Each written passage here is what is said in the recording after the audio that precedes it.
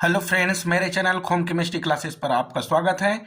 आज बात करने वाले हैं जो कि असाइनमेंट नंबर 6 क्लास 12 जीव विज्ञान का, जिस पर 5 प्रश्न दिए गए हैं और प्रत्येक प्रश्न का 4 अंकों का प्रश्न पूछा गया है। तो चलिए सबसे फर्स्ट नंबर प्रश्न की बातें करें। अम्ल वर्षा क्या है? मनुष्य पर पड़ने वाले 3 प्रभाव लिखिए। तो यहाँ पर इनके उत्तर है। अम्ल वर्षा, वायुमंडल में उपस्थित सल्फर और नाइट्रोजन के ऑक्साइड वर्षा में घुल जाते हैं और इसे अम्लीय बना देते हैं। इस प्रकार जो वर्षा धरती की सतह पर होती है, यह अम्लीय वर्षा होती है। अम्लीय वर्षा 2 प्रकार की होती है। फर्स्ट नंबर शुष्क अम्लीय वर्षा और सेकेंड नंबर नम अम्लीय वर्षा। अम्लीय वर्षा के कारण मनुष्य पर प्रभाव। पहला, अम्लीय वर्षा के कारण वातावरण की गंध में बदलाव आने लगते हैं, आंखों और शरीर में जलन होने लगती है और सांस लेने में दिक्कत होती है। दूसरा नंबर है इसका, अम्लीय वर्षा के कारण मनुष्य के सांस की बीमारी और अस्थमा, कैंसर जैसी बीमारी होती है। तीसरा नंबर, इससे खान व पानी की दूषित करने लगता है, जिसमें विषैले धातुओं जैसे तांबा, कैडमियम की मात्रा बढ़ने लगती है, जो मनुष्य के लिए हानिकारक होती है। प्रश्न नंबर 2, जैव निम्नीकरण।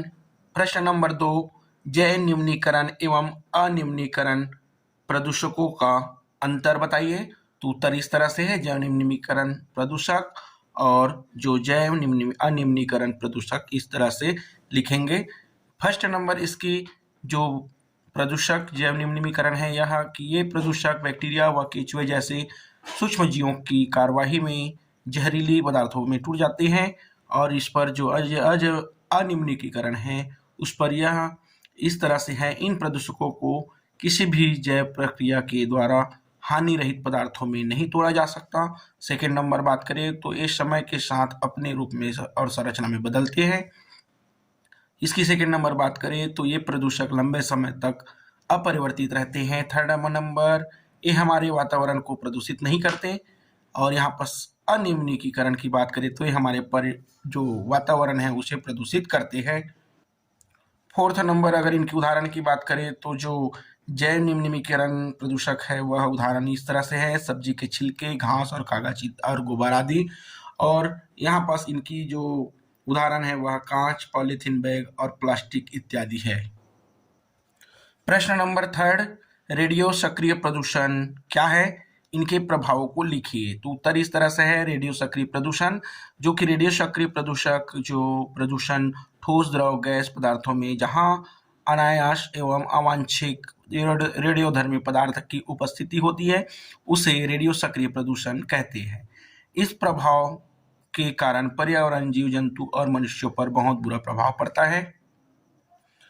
फर्स्ट नंबर, इसके प्रभाव की बात करें तो विभिन्न बीमारियां जैसे कि कैंसर सबसे प्रमुख विकिरण की संबंधित बीमारी है।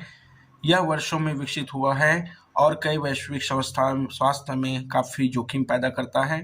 इसके अलावा ल्यूकेमिया, एनीमिया, रक्तस्राव, जीवन काल में कमी से समय से पहले बूढ़ा हो जाना और समय से पहले मौत के साथ साथ हृदय संबंधित जटिलताओं जैसे अन्य शामिल है। उदाहरण, ल्यूकेमिया अस्थिमज्जा में विकिरण के कारण होती है। इसके सेकेंड नंबर प्रभावित करने वाले कारक की बात करें तो यह जो कि आनुवंशिक परिवर्तन देता है। आनुवंशिक की बात करें तो विकिरण का प्रतिकूल प्रभाव पड़ता है। यह समय के दौरान आनुवंशिक टूटने के कारण डीएनए को नुकसान पहुंचाता है और जो डीएनए है वह संरचना में परिवर्तन के लिए अग्रणी आनुवंशिक उत्परिवर्तन की डिग्री विकिरण के स्तर के कारण भिन्न होती है, जो एक प्रकार के संपर्क में पाया जाता है। थर्ड नंबर बात करें तो इससे कोशिका का विनाश होता है। रेडियोधर्मी प्रदूषण के कारण कोशिकाओं का परिवर्तन एवं जटिल जीवों के शरीर बहुत अधिक बीमारियों का सामना करता है। प्रश्न नंबर 4 की बातें करें तो जो कि जैव विविधता क्या है? जैव विविधता के कोई 3 लाभ लिखिए। उत्तर इस तरह से है, जैव विविधता जो कि जीवों पर पाए जाने वाले विविध प्रकार के जैविक प्रजातियों को कहते हैं, जो अपने अपने प्राकृतिक आवास के क्षेत्रों में पाई जाती है, जिसमें पेड़ पौधे, सूक्ष्म जीव, पशु पक्षी आदि प्राणी शामिल है। इस तरह से जैव विविधता के लाभ की बातें करें तो सबसे पहला, पृथ्वी को संतुलित करता है। जैव विविधता जो कि पृथ्वी को संतुलित बनाए रखने में महत्वपूर्ण योगदान देती है। पारिस्थितिक तंत्र होता है उसमें खाद्य जाल का होता है जिससे जीव गुजरते हैं, तो इस तरह से जो कि पृथ्वी की संतुलन बनाए रखता है। सेकेंड नंबर बात कर ले जैव विविधता के महत्व, तो यहाँ पास है औषधि का निर्माण।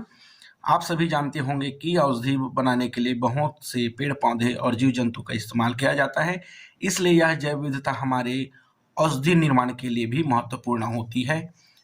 थर्ड नंबर जो कि पृथ्वी की सुंदरता बनाए रखने में, जैव विविधता के कारण हमारी पृथ्वी की सुंदरता भी बढ़ती है, जैसे कि हम अनेक प्रकार के पेड़ पौधे से हमारे घर या हमारे आसपास लगते हैं, जिससे हमारे घर की संतुलन या सुंदरता बना रहता है और जो कि पृथ्वी भी सुंदरता बनाए रखने में जैव विविधता का महत्वपूर्ण योगदान होता है। प्रश्न नंबर 5 इस तरह से है जो कि निम्नलिखित के बारे में संक्षिप्त में चर्चा कीजिए। पहला है पवित्र स्थल और सेकंड है जैव मंडल। पवित्र स्थल को जो कि पवित्र उपवन भी कहा जाता है, तो इसकी उत्तर इस तरह से है पवित्र स्थल पूजा स्थल के इर्द गिर्द रहने वाला फॉरेस्ट पेंच है, जिसे आदिवासी समुदाय द्वारा पवित्र रूप से संरक्षित किया जाता है। ये भारत के विभिन्न भागों में पाए जाते हैं, जैसे कि कर्नाटक, महाराष्ट्र, राजस्थान इत्यादि। जैसे उपवन में एक भी वृक्ष की जो टहनी को काटने से वर्जित होता है, अतः ऐसे बहुत से पौधे हैं जो विलुप्त अवस्था के कगार पर खड़े हैं, उसे संरक्षित किया जाता है, उसे पवित्र स्थल कहा जाता है। सेकेंड नंबर बात करें जैव मंडल रिजर्व। यह संरक्षित क्षेत्रों के विशेष श्रेणी है जहां मानव आबादी भी वन्य जीव संरक्षित व्यवस्था का हिस्सा होती है। ये आमतौर पर 5000 वर्ग स्क्वायर जो किलोमीटर है, जो उससे अधिक बड़े संरक्षित क्षेत्र होते हैं। जैव मंडल रिजर्व में 3 भाग होते हैं, कोर, बफर और ट्रांजिशन जोन। तो इस तरह से जो कि जीव विज्ञान की असाइनमेंट है। Thank you.